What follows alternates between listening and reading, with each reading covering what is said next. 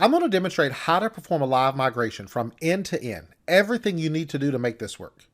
Now, there are a few prerequisites, we'll call them. I'm going to go to the virtual machine RTS Serve 2, which we created in an earlier lesson. I'm going to rename the computer to be RTS Serve 2. I'm going to set a static IP address. I'm going to connect it to the virtual switch named vSwitch. That is the switch that RTS Serve 1 and RTS DC1 are using. I'm going to then join it to the domain. I'm going to install Hyper-V. Now, we know from an earlier lesson, to install Hyper-V on a virtual machine, you do have to enable this virtualization nesting. We do that from PowerShell on the host, so we will do that as well.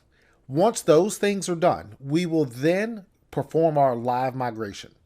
Now, in the next section, I'm going to walk through how to do all of these things, just so if you do this in your own environment, you don't miss any steps and you know exactly how the process works.